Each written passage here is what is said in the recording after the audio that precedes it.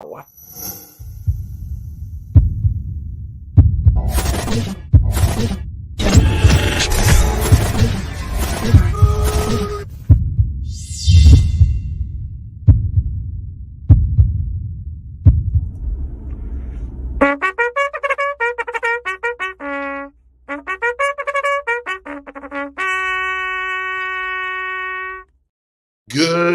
morning and welcome to Hump Day. Hump Day. That's what's good. You know what? Listen, I think the Salarulos are taking over the Nudelberg. I like it. Patrick, you can come on the show anytime you want. You are the man. You know we love you. All right, get over that. How you feeling? I'm doing awesome, dude. All right, go over there. You got to produce like Jake.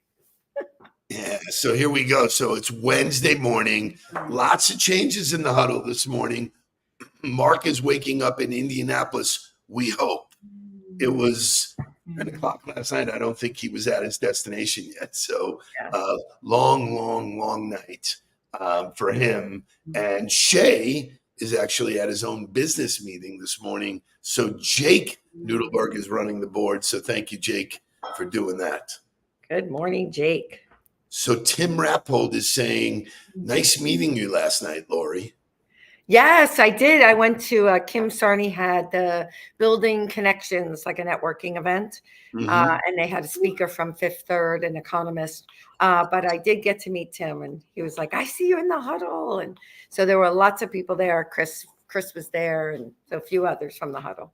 Tim is good people. That's all I could say about him is good people. I could tell. So I'm going to throw a name at you, and I just want to know whether you know the name or not. Brooks Robinson. I've heard it, but I don't know who they are. But it does sound familiar, but don't know. Brooks Robinson was a Hall of Fame third baseman for the Baltimore Orioles, was just the class of class in terms of baseball players, became president of the Baseball Players Association, and yesterday he passed at 86. Oh. So see, I wouldn't know him. He's Orioles, right? If he was, but he's the Orioles and Yankees went at it for years. So, I thought you might know. No, just out of curiosity, Brooks Robinson, never heard of him. So it's unbelievable. I remember, like as a kid, trying to get the Brooks Robinson baseball card was a really hard thing to do. And I bet you people don't even know what baseball cards are. Anyway, so a quick moment and an acknowledgement to a senior citizen, great guy. Thank you for all you did for baseball. Moving on into things that are happening in the world that make me, just freak out. Target is closing 9 stores across the country, and the reason is theft. Is what? Theft. Wow. Theft. I thought you were going to say online shopping. No, which would be the normal. Good, I'm glad, because my inclination was, all right, there's another example of giving in to non-brick and mortar, which is actually not the case, but theft. I mean, they just said they can't control, stuff is walking out of stores. Rich McMahon, who I love and, has been on the show and did the Huddler in the hot seat. He talks about challenges at retail, and that is one of the biggest, in terms of those kind of stores that have stuff that can just walk right out. Just totally insane. That's surprising. Wow, that's oof. Okay. Well, I would have never expected that. You look at some of the stuff that's going on. Sarah got her car broken into. Jake got his car broken into. So did I. Yeah. I mean, it's unbelievable that this is such a, nothing is sacred anymore. You just, you can't leave your car. Helen has a friend who I won't mention his name, but went home, he forgot something, went home, drove his car into the garage, left it running to run inside. Boom, all of a sudden he heard it back up and take off. Oh my God. Chase the guys. So I don't know. So what does that mean? Does that mean we're living in desperate times, that people are are desperate and have no other choice to do these things? Is it just the thrill and the hype? What the hell's going on out here? Exactly. I mean, I'd love to know the psychology behind it, right? Why is that? Why is it happening? But anyway, yeah, we won't pretty talk crazy. about this morning. So anyway, we got a great show today. As always on Wednesday, we dig into the OTB blog, and this week Jake and Sarah hit it out of the park. We'll talk about the shift from transactional sales to relationship sales, and so I think there's so much to unpack there. But we got to wake it up and get going. Wake up, everybody!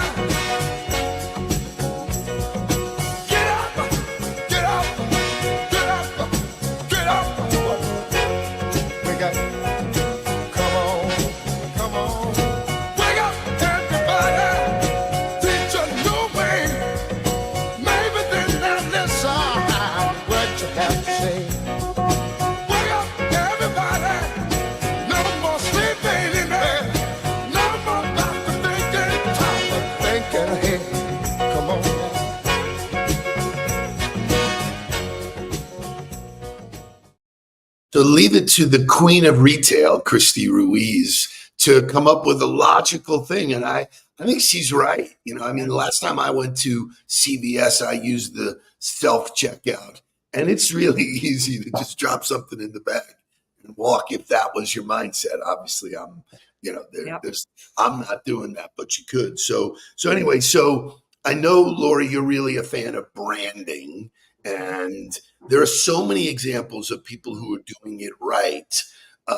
Jake sent me something yesterday about the University of Iowa, who took on an NIL deal that's about as good as I have ever seen in my life. And the Iowa Pork Producers Association, they've signed players Miles Purchase, Tyler Moore, Tommy Hammond, and Caleb Bacon, and their slogan is "Purchase more ham and bacon."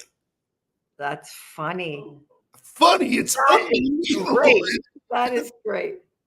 It's about as good as it gets. I don't know that I've seen anything like whoever thought of that. Clever, very clever. You go to the head of the class. I mean, that is just taking advantage of who you are and the things around you. Just amazing. So I thought that was pretty cool. Then more stuff in the news. End of an era. We talked about yesterday, the McDonald's starting to phase out the free fountain, self-serve kind of thing. Look at what Netflix is doing. Well, it is the end of an era for Netflix. The company that started out renting DVDs through the mail says it'll rent its last one this fall. Netflix now focuses, of course, on its streaming offering, saying the DVD business was shrinking. Revenue from it sunk by 20% last year. Netflix says it'll send its last familiar red envelope out on September 29th. So see if you still have any that you haven't returned in 10 years. Or see to the person that has one of those machines you play it in. We haven't had a working one in years. So, Lori, can you imagine that people were still ordering DVDs? A time for them to evolve. You think? I mean, when I heard this story, I'm like, I'm with Christian. I didn't even know that Netflix was still mailing those. Me neither. I mean, I just figured it was over. I thought that ended when they started live streaming. Or streaming. So this is how unaware I am. I remember going into Publix, and in the front there was a machine that was dispensing DVDs. I don't know, it was Red Box or Red Hat or something like that. I don't know if that's still happening. Do people still use DVDs? I mean, with all of the streaming services, I still have an old machine in the garage that I keep only because I have several videos of my dad on video, right on those. So I don't want to lose them. So I need to have them transferred like I did for my kids' videos. So Jake is 25 years old. Never heard of her. He thinks she is a player. Right, exactly. Well, right. So it's just, when you really sit down and think how the world has changed and how fast it's changed, I can't imagine somebody waiting to watch a movie to order it and have it come to them. It's so funny because when I spoke last week at the YPO about how AI and technology, right, are changing the face of education and the workforce and all that, I talked a little bit about that. First of all, I don't know that I think that changed as quickly, like McDonald's and Netflix getting rid of those things. I actually think it took them a while to change those things, but it's going to keep changing, and the way that we do things, right, we've got to adapt. And so it's exactly what I was talking about last week. But I'm happy to see McDonald's and Netflix evolving and getting rid of the things that no longer serve them, right? Or us. It just, the whole thing is fascinating to me because for me, it was over, never gave it a second thought. But there was a time when your mailbox was filled with those red envelopes. Yeah. Jake asked, do people still go to the movies? I think we don't go as often as we used to go because we do have more of it at our fingertips. But there are certain movies, especially we love action movies. So there's certain movies that you just like, Fast and Furious and things like that. You just want to see them on the big screen. It's an experience. It's a night out, right? So we don't go as often, but we still do enjoy the experience of going to a movie theater and having a popcorn and all that stuff. So the last movie I saw, and I'm glad we went down this road, was Mission Impossible. Was Top Gun Maverick. I actually went to the theater to see that. That was something I wanted to see on the big screen. We talk about going to the movies all the time and never actually do it. I'll tell you the only reason, I think one of the reasons that people are going less is not because of the Netflix stuff, right? Although I think there's two reasons. One, it's become so expensive to go to a movie, right? For a family to go and enjoy that. And secondly, I have to tell you, it enters my mind, the safety issues. I never looked to see where exits were. Wow. Until, like, now I go to a movie theater and I'm checking. I want to sit, like Mike and I are like, okay, where's the exit? We want to be right near the exit because I hate to say it, but unfortunately, we're living in a world where there's, a lot of that going on. And so, but I won't let it stop me from going. It's easy to get caught up in the negative. I'm not usually, a negative guy, but today we're talking about, break-ins and thefts and, security. So let's make it positive and let's switch gears and talk about relationships. But before we do that, let's do motivational music. This one's called I Was Made for Loving You.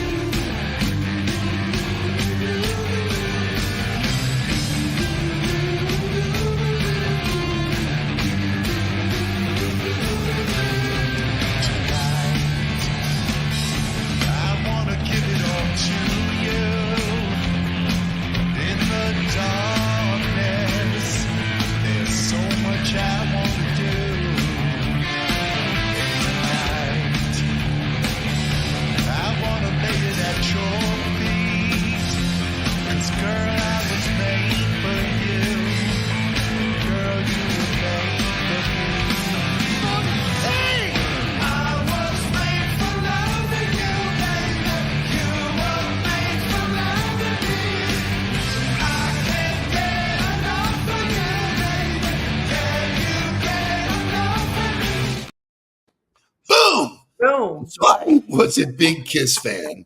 That concert was 2020 at Atlantis, which would have been really fun to see them. If you've never seen them, they are still touring. It's a hell of a lot of fun. It's very theatrical. I actually sat close one time and my eyebrows were singed from the smoke and fire and stuff like that. But the reason why I played that is, as we talk about the blog today, everybody was made to love somebody. we're all connected to somebody. And if you look at the world as infinite, it keeps going. The game of sales, people tend to look at it as, oh, this is my only shot. I got a chance to meet Lori Salarillo. I got to sell her. Like in the first 5 minutes, I got to sell her. So I want to hear your take on this, because you and I have worked extensively on shifting the culture, even at JA, from transactional to relational.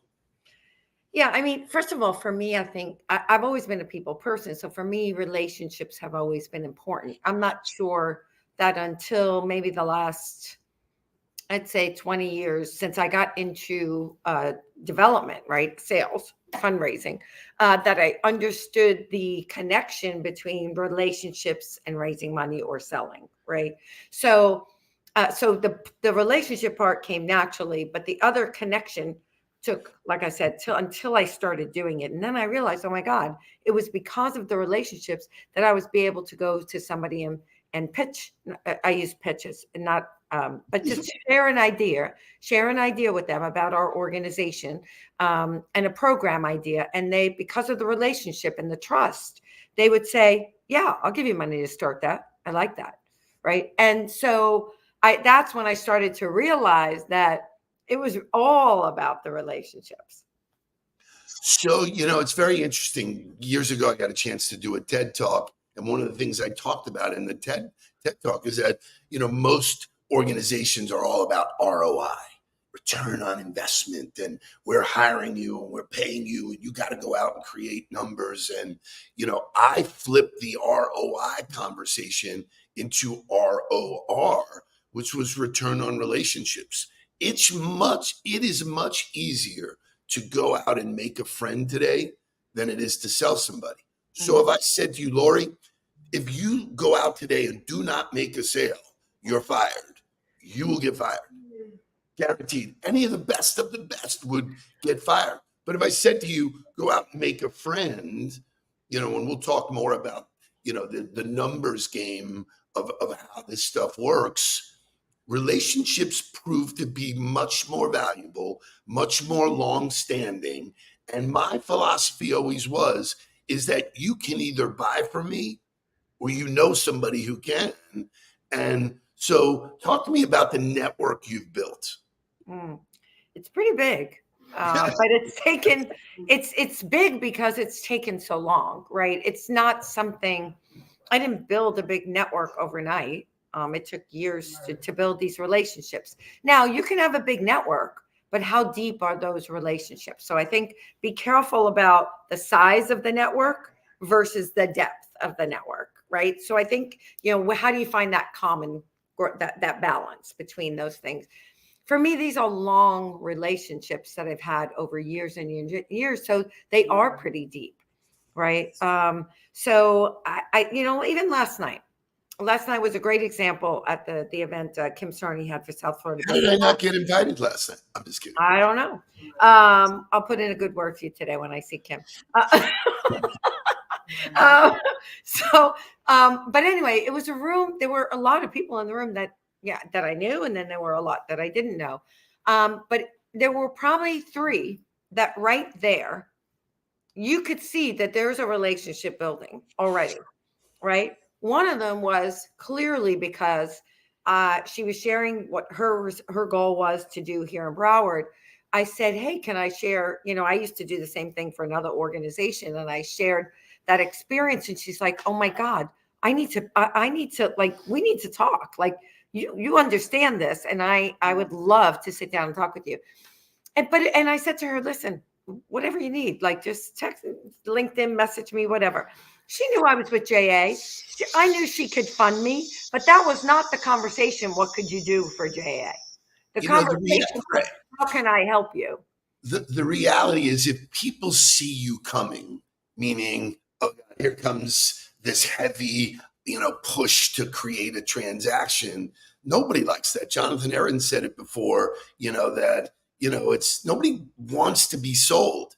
I start out a lot of my conversations with, do you know when you're being sold? Lori, do you know when you're being sold?